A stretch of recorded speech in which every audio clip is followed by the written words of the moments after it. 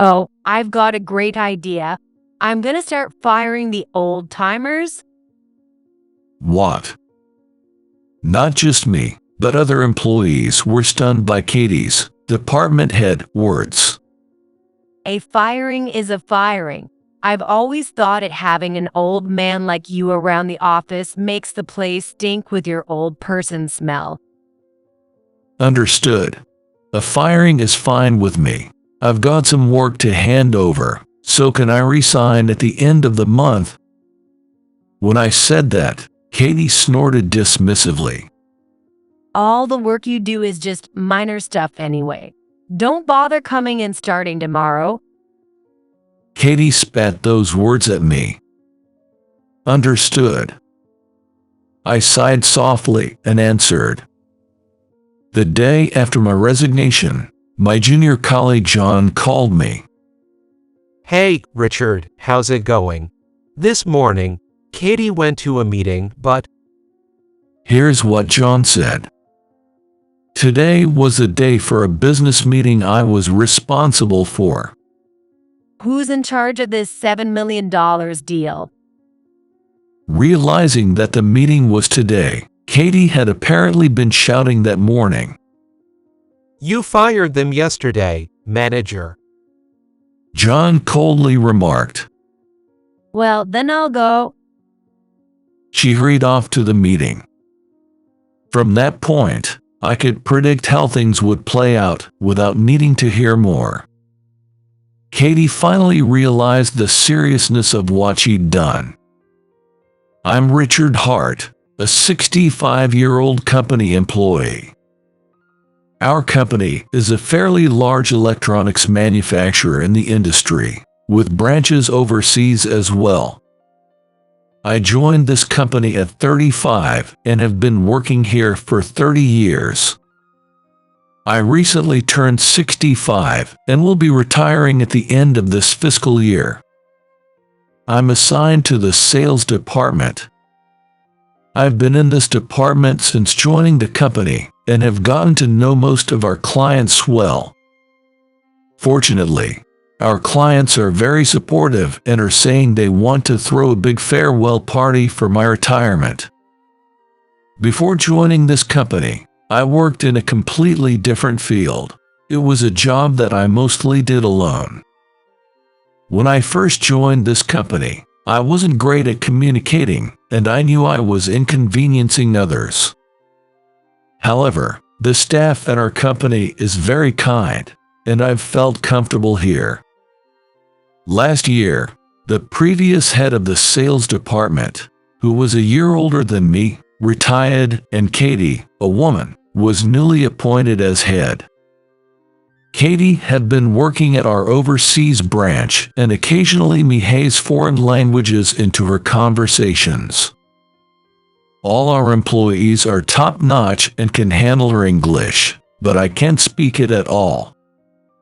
So whenever she speaks Spanish to me, I can't even force a smile, and she clicks her tongue at me, which became a regular pattern. Don't worry about it. Katie only wants to show off her language skill, but it's no big deal here, since everyone can speak it. That's what John, one of the employees, says to reassure me. At 30, he's the young ace of our sales department and is highly trusted by other departments.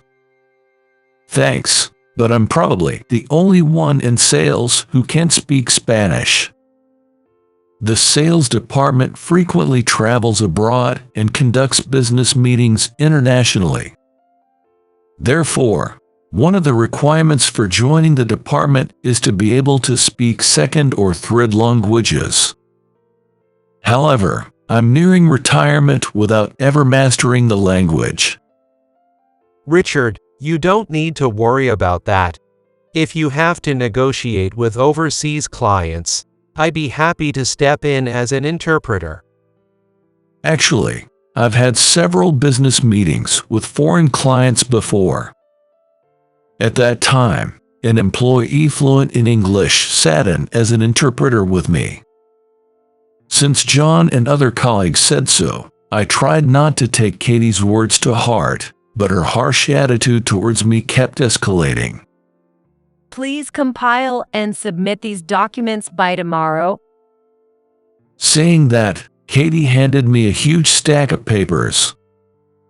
Well, I was speechless at the sheer volume. In the first place, this company has gone digital, and most of the work is done on computers, not paper. So, it's rare to see such a large amount of paperwork. Moreover, it was already 30 minutes before the end of the workday, and if I had to compile this by tomorrow, what time would I be able to go home today? Seeing me stunned, Katie grinned. I want to include this in tomorrow's meeting materials, but the documents are too old and only exist in paper form. Compile and digitize them and submit them first thing in the morning. Finishing this amount by tomorrow morning is a bit. I hadn't seen the contents yet, but it definitely wasn't something that could be done in an hour or two. What, are you saying you can't do it? If an old geezer nearing retirement thinks he can just sit around and get paid, he's got it all wrong. If you're so sickly that you need to take off work multiple times a week, you should consider early retirement. Old men can't use computers, so I'm giving you analog work to do. Anyway, you must have these materials ready by tomorrow. With that, Katie left and returned to her desk. Wow, that's awful, Richard. I'll help you out. John, sitting at the next desk and overhearing our conversation, whispered to me. No, John, you just had a baby. You should go home early. But Richard, you have things to do at home too. It's fine. If I call on the guys in the department, everyone will gladly help. John said this confidently. Thank you. I thanked him. The next morning, Katie's eyes widened in surprise at the submitted data materials. Did you really finish it? This isn't some half-baked report, right? Probably not expecting it to be done, Katie checked the data with a frustrated expression and fell silent. In the end, after Katie left at the end of the workday yesterday, everyone in the department really helped with the report, and it was finished in an hour. The data materials created by our company's excellent employees were nothing short of perfect. Instead of a half-baked report, it was a flawless one. Katie clicked her tongue. Well, this is the least you should do. She glared at me and spat the words out. I sighed with relief and returned to my work. A few days later, Katie was in an especially bad mood. Richard, go buy some coffee. Katie suddenly yelled at me, and when I stood there stunned, she threw a pen at me. Get it in 5 minutes. She yelled even louder. Hey! I'll go get it.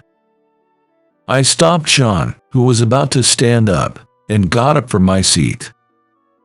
Katie's bad mood was a monthly occurrence. At first, everyone in the office was surprised, but once we realized it was due to her cyclical hormonal imbalances, we decided to just tolerate it.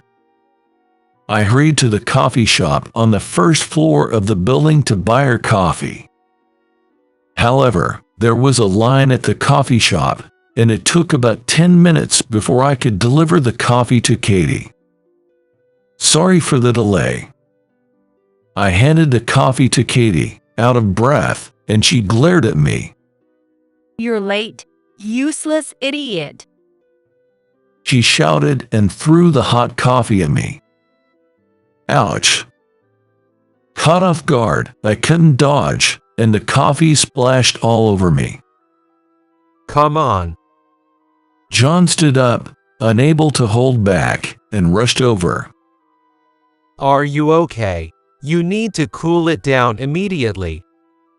John anxiously checked my burn. My arm, covered in coffee, was red and swollen.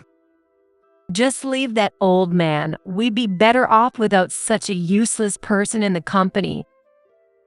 Katie said this nonchalantly, completely indifferent to my burn. You'd better cut it out. John glared at her, looking like he was about to pounce. John, you're talented, but you're fond of this old geezer. Oh, I've got a great idea. Let's fire this old nuisance. What? Not only I, but also John and the other employees were stunned by her words.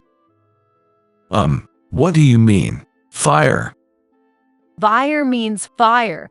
I've always thought having someone like you in the office makes it smell like old age. I'm not aware of any body odor, but if she wants to talk about smells, Director's strong perfume is just as bad. What are you talking about? John finally snapped, grabbing Katie by the collar and yelling at her. Stop it. Do you want to be fired too, John? You know our company gives department heads the authority to decide on dismissals. John, that's enough. Thank you. When I patted John on the shoulder, he looked at me with tears in his eyes. Yes, I understand. I'll accept being fired. I have some handover to do, so is it okay to leave at the end of the month? When I said that, Katie snorted. No need for a handover. Your work is all small stuff anyway. Don't bother coming in tomorrow. Katie spat those words at me. Understood. I sighed softly and answered. The day after I was fired, I was at a cafe near my home. Even though I didn't need to go to the office, I still had things to do. I was working on my laptop when my phone rang in the late afternoon. Looking at the screen, it was John. I wondered if there was a problem with my work and answered the call. Hello, what's up? Richard, I'm so sorry to bother you. This morning, Katie went to a meeting, but John explained the situation. Today was the day of a major meeting I was supposed to handle. Who's in charge of the $7 million deal? Katie had realized this morning that there was a meeting scheduled and was shouting. You fired him yesterday, remember? John coldly reminded her. Then I'll go myself. She had rushed to the meeting, thinking she could handle it easily. She thought it would be easy without you, but the clients got really mad when you weren't there and said they're canceling all contracts. We knew this would happen, but that woman. John muttered, clearly frustrated. Oh well. I responded with a dry laugh. So, what should I do?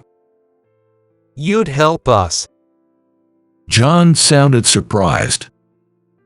If this was a call from Katie, I wouldn't do anything, but if you're in trouble, I'll do whatever I can.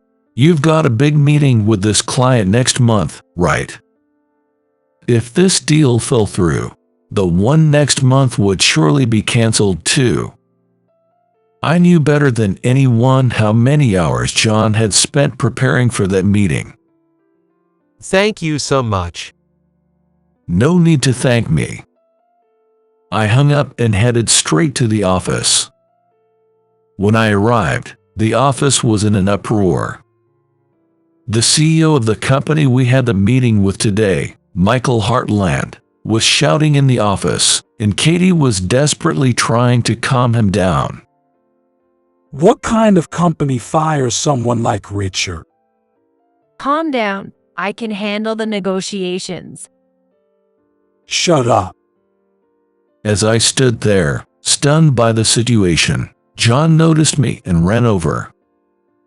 Richard, sorry to trouble you.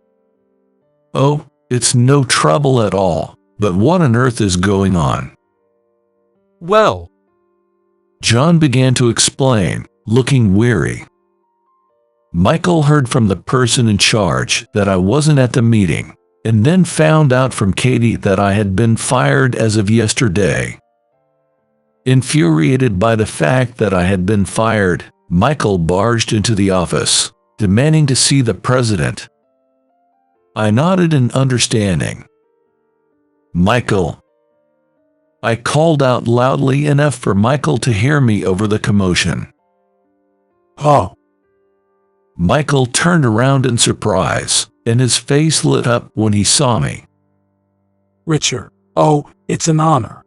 I've wanted to meet you for so long. I read your latest work last month, and it was fantastic. Michael rushed over to me, extending his hand for a handshake, which I returned. He excitedly began to share his thoughts on my latest work. What's going on? Katie stood there, stunned by Michael's sudden change in demeanor, muttering to herself. Isn't he just some old man near retirement? What? Latest work? Michael glared at Katie. Watch your language. This man is one of America's most renowned authors. What? Katie was dumbfounded by Michael's words. An author? This old man? Seriously, get a grip. John glared at Katie, gritting his teeth. Richard has won numerous prestigious literary awards and has written scripts for movies and TV shows. He's still at the forefront of American literature. I almost laughed at how it sounded like a promotional blurb. Michael nodded enthusiastically. Richard's stories are truly wonderful. He writes everything from beautifully descriptive tales to gripping mysteries. He has a lot of international fans too. That book that was recently made into a movie was fantastic. Yes, I understand. Michael and John were engrossed in their fan discussion, with no sign of the earlier commotion. Katie finally began to understand the situation. Why is an author doing sales at this company? She asked, frowning. At first, the company approached me, originally an author, to write a success story book about the company. At that time, I was in a slump and couldn't write novels. I was struggling financially, so I decided to take on writing projects that weren't novels. Previously, my pride prevented me from accepting projects like column writing, but the timing of the offer, when I was desperate, made me take it. The success story book was a big hit and won awards. The CEO liked me a lot and suggested I work as a salesperson while continuing my writing career. I took a couple of days off each week to focus on writing.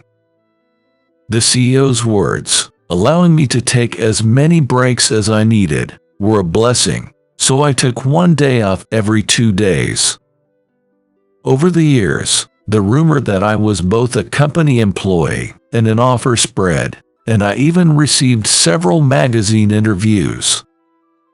The catchphrase, wearing two hats as an employee and an author, became my nickname. Richard writes scripts for TV dramas and movies and shares behind-the-scenes stories. Those stories are incredibly interesting, and many companies request meetings just to meet him. I simply share my experiences, but the clients often find them hilarious. We've told Richard many times that the rest of us could handle the meeting prep and that he only needed to be present at the meetings, but he always insisted on doing the preparation himself.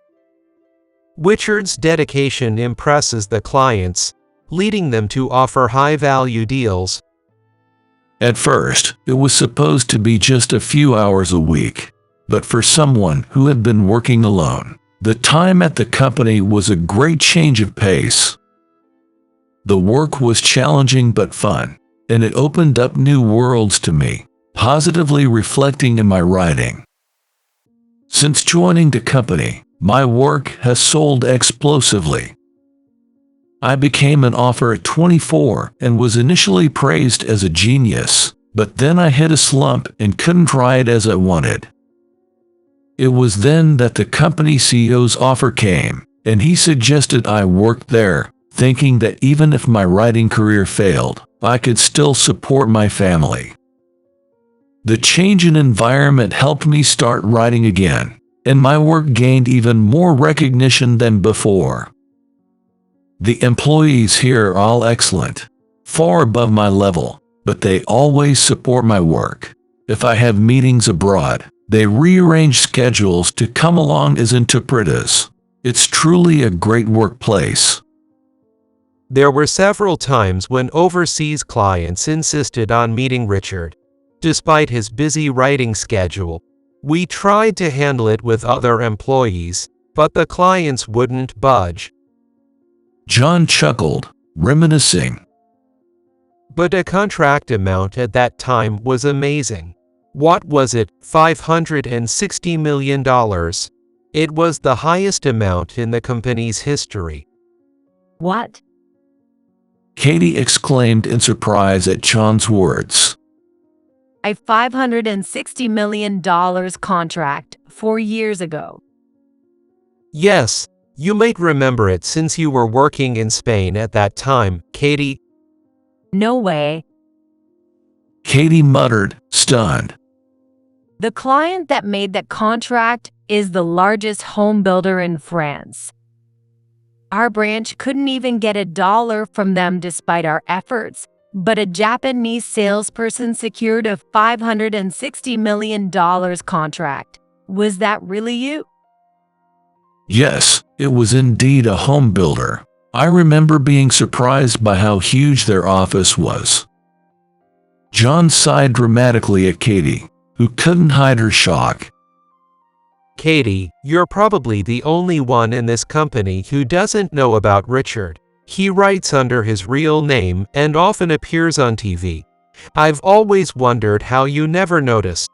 Richard didn't want to say anything, though. It's a bit embarrassing to bring it up myself.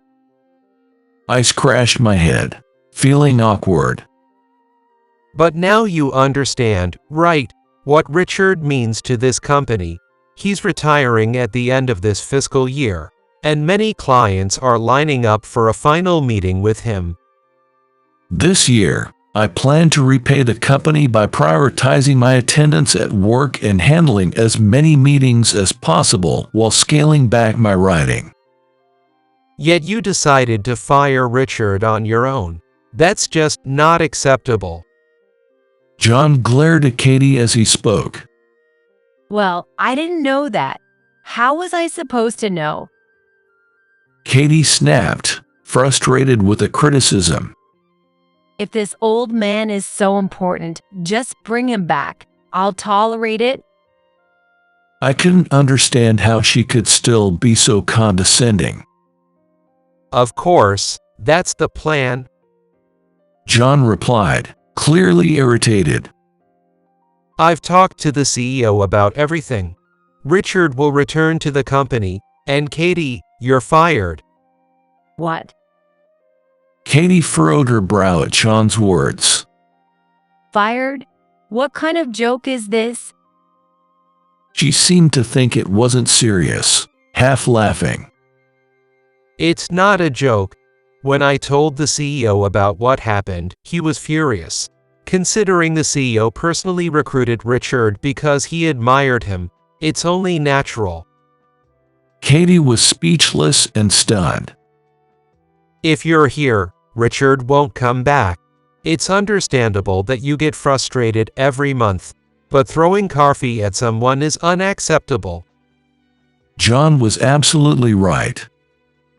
Yesterday, I had to go to the hospital for treatment, and my burn still hurt.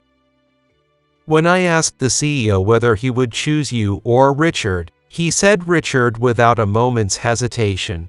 It's obvious, really. But this old man is retiring in a few months. How could he choose him over me? I'll ask the CEO myself. Katie shouted and tried to leave the office. You'd better not. John stopped her with his words. The CEO was so angry he said he didn't want to see your face. If he does, who knows what he might do. Our CEO is excellent at his job but can be quite fiery and has had several confrontations with employees. He was known for his strength, having attended a notorious high school for delinquents. Hearing John's words, Katie's face turned pale. Then, what should I do? What can you do? You're fired. John replied, looking exasperated. Richard has contributed more to this company in a few months than you have. And regarding the hot coffee incident, we're pressing charges for assault. What? I was surprised too, hearing this for the first time, and looked at John. Michael, who had been silent, glared at Katie as if to say, "Did you really do that?" Of course. Did you think you could get away with throwing hot coffee at Richard? It's like vandalizing a World Heritage Site. John gritted his teeth in frustration. My brother is a top lawyer, and he's handling Richard's case. Don't worry about the cost. My brother is a huge fan of you. John said excitedly, barely pausing for breath. When I told him about this, he was furious. He plans to demand unprecedented compensation from Katie. I couldn't help but smile at how passionate John was. His brother seemed quite impressive, graduating from the world's best university. Katie stood there, stunned, but John completely ignored her. Michael, I'm sorry to keep you waiting. I'd like to go apologize to the client now. Could you come with me? Of course, I'll speak on your behalf. Michael, clearly pleased with how things had turned out, nodded with a broad smile. Richard, will you come with us? Of course. I nodded in agreement. Katie would likely spiral into further disgrace on her own. After getting ready, I left with John and Michael to visit the client. When we went to apologize, having Michael with us helped, and the contract cancellation was quickly rescinded. Moreover, Michael was so impressed with John that he signed a contract with him before the meeting, a surprising turn of events that made both John and me jubilant as we returned to the office. I then went to the CEO's office to explain everything in detail, but I was genuinely surprised when the CEO started crying as soon as he saw me. I couldn't even eat, thinking you might actually leave. He said through tears, making me laugh. Katie was immediately fired, and the news quickly spread through the industry. Even though she was fluent in English and had a good track record, no company in the industry would hire her after this. Regarding the assault charges, John's brother returned home and was working on the case. His return even made it to a small news article online, reminding me of how remarkable the John brothers were. The first trial was approaching, and John warned me not to be shocked by the compensation amount. Katie couldn't find another job. Her husband filed for divorce, and she was kicked out of her home.